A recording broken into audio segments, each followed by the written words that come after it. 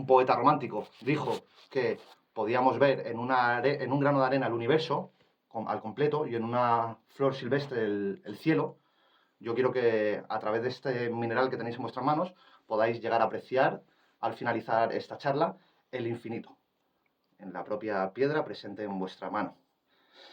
¿Por qué? Porque si la habéis elegido es porque os ha atraído de alguna manera peculiar, ¿no? Su estructura, su belleza y demás.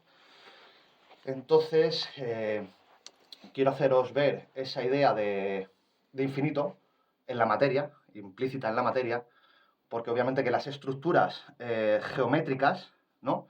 Implícitas en la materia, que tenéis en este caso geológica, ya denota cierta inteligencia.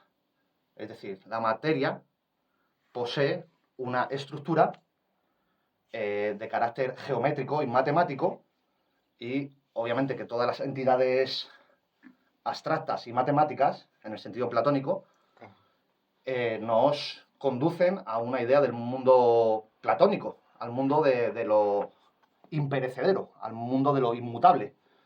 Todas las ideas matemáticas, no son los conceptos universales, son realidades indestructibles. Serán así por la infinitud de la eternidad, digamos, ¿no?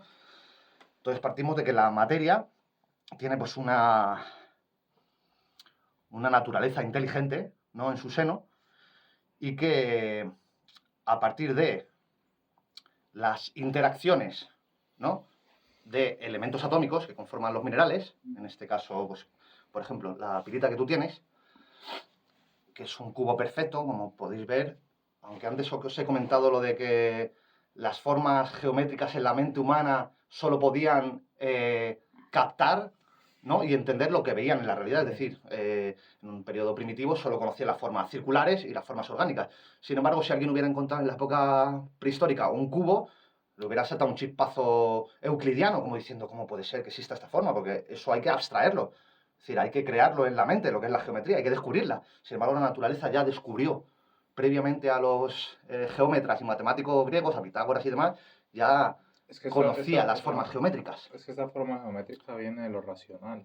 Claro, o sea, es por lo que os digo que la naturaleza, la fisis, la materia, tiene en sí una mente. Es inteligente. En cierto grado, la forma de unirse los elementos atómicos que dan lugar a los cristales, a estas geometrías, ya exhiben cierta naturaleza consciente. Están todavía en lo inorgánico y en lo inconsciente. No es un ser vivo ni mucho menos, pero están a caballo. Es decir, ya tienen la semilla inteligente en la materia para dar lugar en el proceso de despliegue del tiempo, de la evolución, del ensayo y el error, a formas cada vez más complejas, más elevadas, que concluyan en nosotros, observando a estos elementos que no son sino nosotros mismos en un estadio evolutivo inferior, porque nosotros provenimos de los átomos. Entonces, en el caso de la pirita en particular, sí, pirita. Se llama pirita. Luego, si quieres, os explico el porqué, aunque si queréis os lo adelanto. Pero esto es natural, o sea, esto no es hecho por, o sea, esto es natural. Absolutamente sí. Es decir, el hombre, antes de comenzar a tallar las gemas y a valorar las gemas para, digamos, crear joyas, lo que estaba haciendo es emular y repetir un patrón que ya había visto en la naturaleza. Es decir, la belleza de la propia roca, de manera natural, al hombre le abrió el camino para que a través de un trabajo de pulido y detallado, crear una esmeralda talladita, crear un diamante talladito, pero de por sí la esmeralda y el diamante, sin la necesidad de tallado por el hombre, ya tienen estructuras geométricas. Lo único que hace el hombre es buscar más facetas, es decir, más aristas, más ángulos, más estructuras geométricas que ya vienen en la propia roca, pero que el hombre intenta rizar el rizo, ¿sabes? De darle más geometrías, más aristas, más facetarlas, más todavía, ¿sabes? Entonces, por ejemplo, la pirita, químicamente es un bisulfuro de hierro. Dos átomos de sulfuro se unen con un átomo de hierro y a partir de una acreción, ¿no? Un ensamblaje de multitud de esos átomos en cadenas, pum, pum, de dos sulfuros y un hierro, a nivel microscópico tienen una estructura cúbica, es decir, la forma en la que se enlazan, los enlaces, digamos, covalentes, los electrones, la forma en la que se unen en los hierros y la parte externa, ¿no?, del electrón, cuando los núcleos no se unen, digamos que el hábito cristalino que exhiben en este caso en particular, porque ya os contaré que hay multitud de hábitos cristalinos, que dentro de la misma química muestran distintas facetas cristalográficas, porque esto es una pirita, sin embargo tiene triángulos, es triangular. Y es químicamente exactamente lo mismo. Pasa que determinadas circunstancias de formación, de ambiente, de presión, hacen que unas y otras cristalicen en distintas estructuras. No suele ser lo habitual, pero sí. Es decir, por norma general, un mineral se define como una estructura atómica y química y demás, con una forma, ¿no?, geométrica, pero que en determinada, por ejemplo, el diamante siempre se presenta en estructuras triangulares. ¿Sabes, no? Son 3 átomos de carbono que se unen y el enlace es tan, digamos, estable, que por eso es el mineral más duro del mundo. Sabéis que hay una escala de dureza en el cual el diamante es indestructible por ningún otro mineral. Es el 10 de la escala Mohs y el 1 es el antagónico, que es también carbono, es decir, dependiendo de la forma en la que se enlacen los átomos de carbono, puede ser o lo más duro del universo, lo más duro del mundo geológico, o lo más blando. Lo más blando sería que hay átomos de carbono que en vez de unirse en enlaces de esos triangulares, EPIP, hay átomos de carbono que se ponen unos encima de otros, ¿sabes, no? Pum, pum, pum, en vez de en triángulos como el diamante. Por eso el diamante, macroscópicamente hablando, es un triángulo. Son triangulitos, perfecto, ¿sabes? Pues el más blando del mundo es el grafito, que no es sino la punta del lapicero. Y es carbono también. Es exactamente carbono los dos, pero es el 10 y el 1 en la escala de la dureza. Sin embargo, en términos atómicos es carbono, pero es la forma de interaccionar, la forma de cómo se unen las cosas entre sí, cómo se da la sinergia, por la cual surgen cualidades nuevas, aunque en su origen químicamente tuvieran la misma base. Entonces, ahí tenemos, por ejemplo, el caso de la pirita. Es un cubo en el que se han ido, como os digo, ensamblando y uniendo los átomos de sulfuro con los de hierro, y a nivel macroscópico está exhibiendo esa forma o modalidad de enlace a nivel microscópico. O sea, la forma en la que se unen termina creando visualmente una estructura cúbica, porque como se unen los sulfuros y los hierros a nivel microscópico, forman cubos. Son cubos sobre cubos, sobre cubos, sobre cubos, sobre cubos, a un nivel de escala que aumenta, y finalmente estás observando esto. Entonces, pues resulta que toda la diversidad, ¿no?, tanto geométrica como química, como cromática y demás, en un origen, en la evolución del universo, todo era una misma realidad.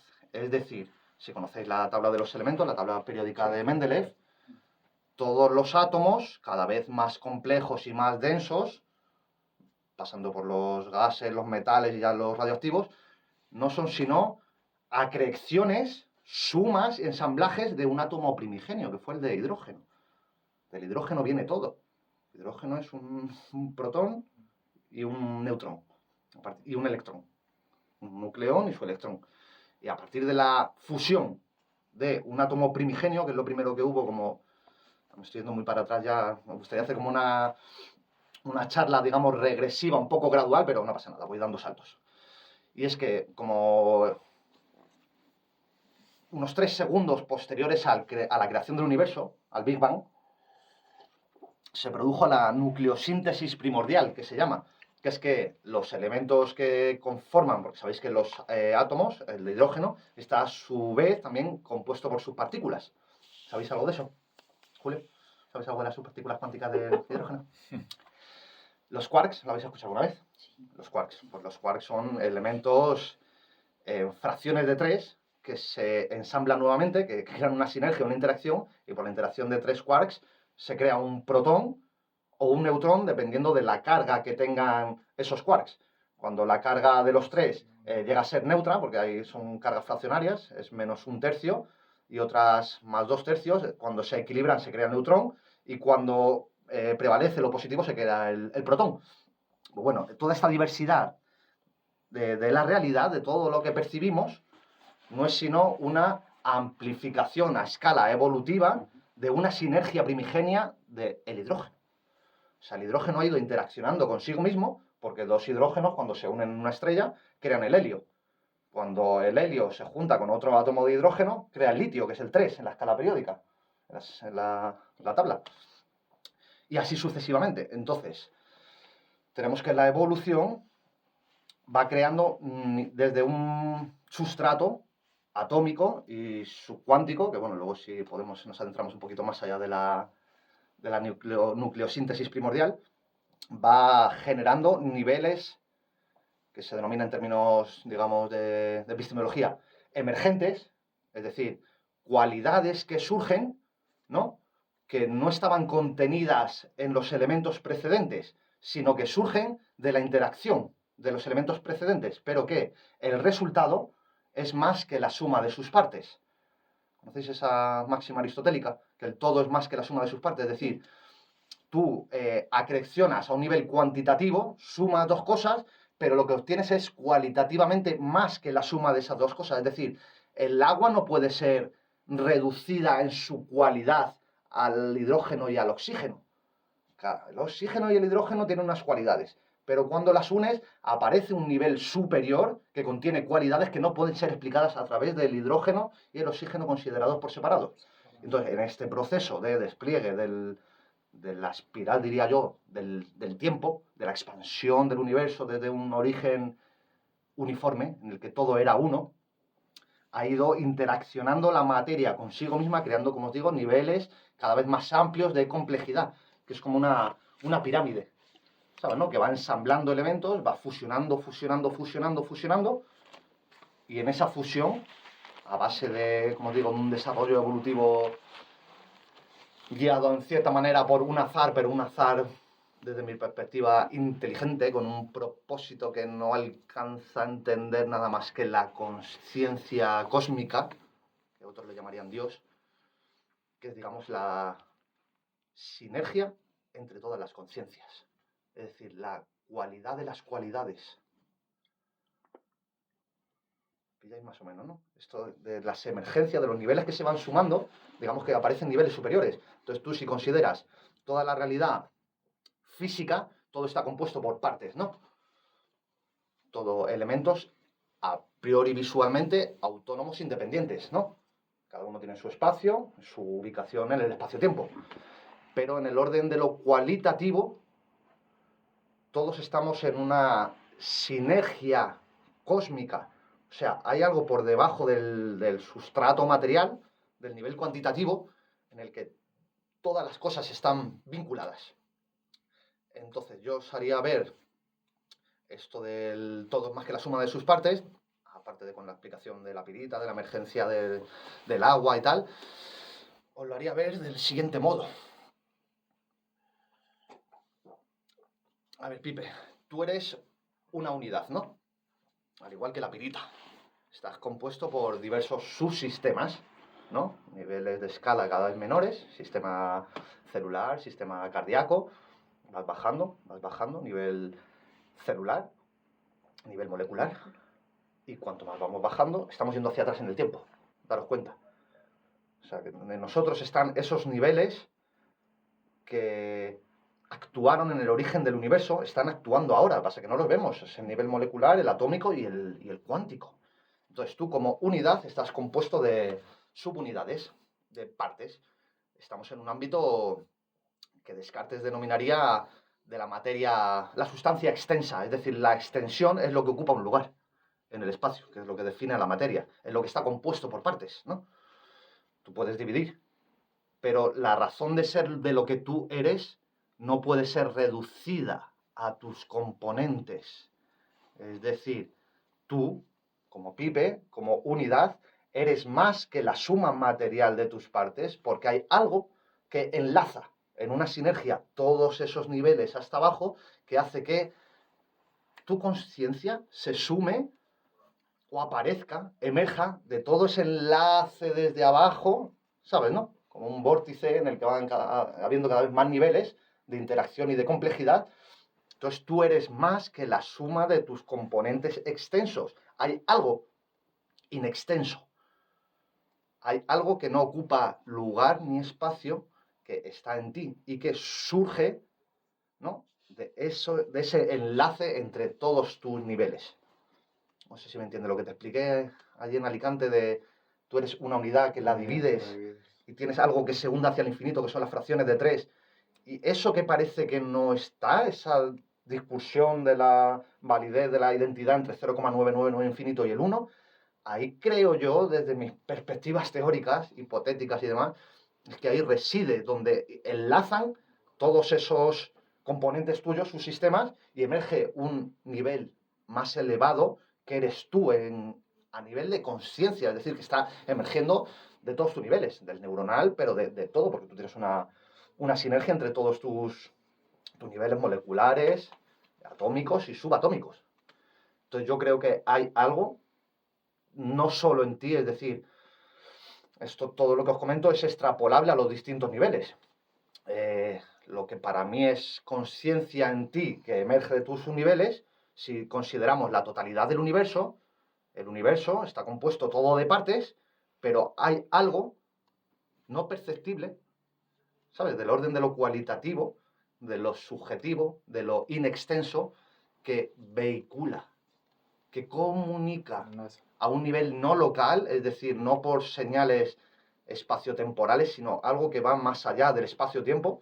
No sé si habéis alguna vez leído algo de la paradoja Einstein-Podolsky-Rosen, lo de la acción fantasmagórica a distancia, que dijo Einstein, unos experimentos que ponían de manifiesto que debe de haber algo en la realidad que comunica dos partículas que, habiendo sido unidas en un sistema, ¿no?, de interacción, se mandan a dos puntos distantes a años luz o hipotéticamente a dos laboratorios, y una vez realizas una medición sobre una partícula A, habiendo estado previamente en interacción con la B, resulta que se ha creado un campo de interacción, que digamos una memoria que se ha quedado implícita de cuando estuvieron unidos, que cuando tú tocas una de las, o mides uno de los parámetros, sea el spin o cualquier momento angular o tal de uno de los átomos, instantáneamente el otro reacciona también a una velocidad de comunicación que rebasa el eje del tiempo, es decir, la localidad tiene que ver con la causalidad, en el sentido de la relatividad de Einstein, es decir, punto A con punto B tiene que mandar una señal, y una señal tiene que haber un lapso de tiempo para comunicar, ¿sabes? Aunque la velocidad de la luz es amplísima, pero tiene que recorrer un lapso de tiempo, pero no, lo que determinaron es que la medición provoca una modificación instantánea, eso es lo que decía Einstein, acción fantasmagórica a distancia. Hay algo por debajo, implicado en la realidad, que para mí es de este nivel de la inextensión. David Bohm, que era el discípulo de Einstein, le llamaba el nivel del orden implicado, porque realmente el orden explicado es el orden de lo extenso, es decir, la ciencia estudia lo que ocupa un lugar en el espacio, lo que es empíricamente demostrable. Pero hay cuestiones en la realidad que se le escapan a la ciencia. Intenta, o sea, está la ciencia muy, muy cercano a esos enigmas, pero no puede demostrar cuestiones indemostrables. No puede cuantificar la conciencia. Entonces, lo implicado es ese nivel por debajo, subterráneo, al nivel de los fenómenos. Lo explicado es lo que vemos. Es todo lo que es medible, tangible, energéticamente hablando y experimentable, reproducible.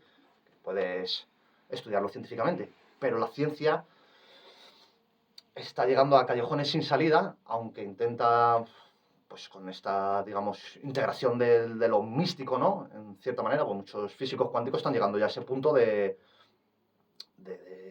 aceptar en el seno de los experimentos más punteros en física cuántica.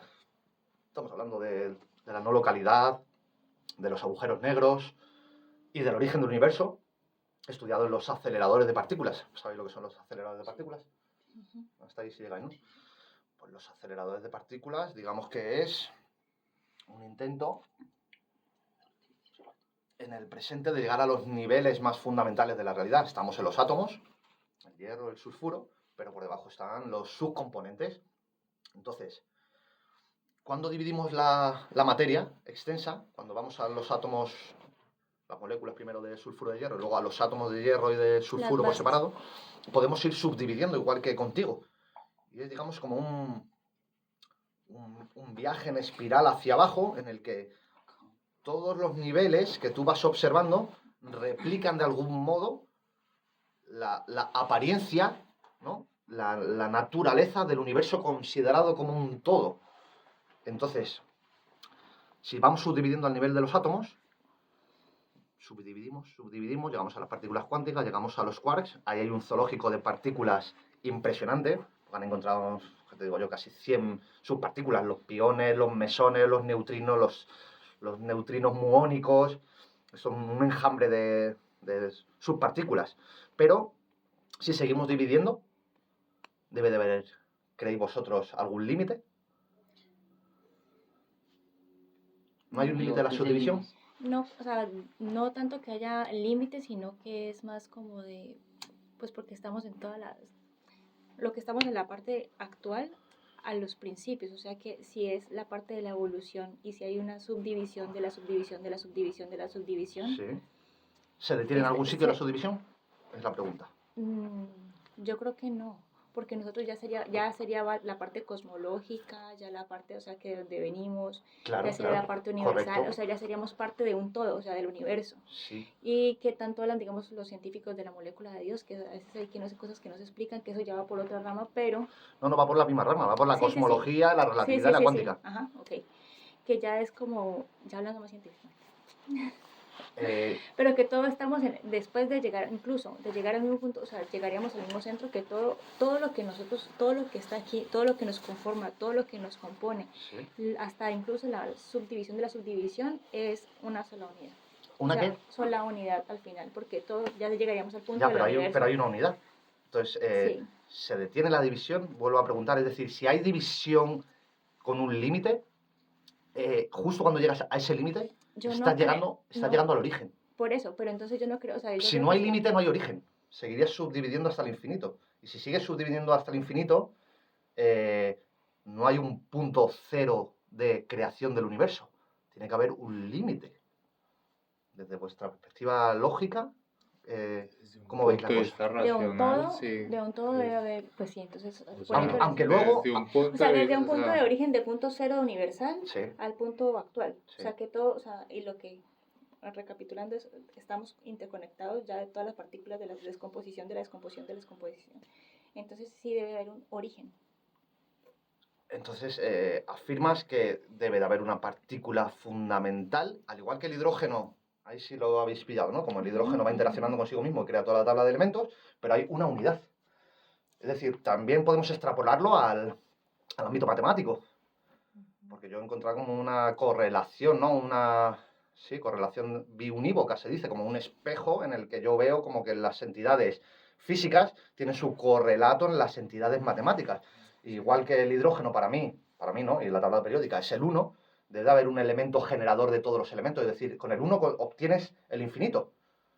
Pero es la unidad primigenia, es decir, tú sumando 1 consigo mismo puedes llegar al infinito. 1 más 1, 2, 2 más 1, 3, y así sucesivamente. El 1 interaccionando consigo mismo puedes llegar hasta el infinito. Pero esa unidad primigenia... Pero es que ahí cuando preguntas que si hay un límite, sí, que es el origen. Pero ese límite se podría comprender es cuando hay interacción entre todas las partes que componen la unidad. Cuando tu conciencia se enlace con la cósmica. Cuando te conviertas en Dios, básicamente. Cuando conectes con la red wifi. Hay que entrar al cuanto. Sí, ahí voy hay que pasar el tiempo y espacio. Claro, tienes que estar en un nivel de atemporalidad. Pero es que la temporalidad, desde mi perspectiva, está fungiendo, está actuando aquí y ahora. Es decir, al igual que estos... Claro, pero el tiempo lineal.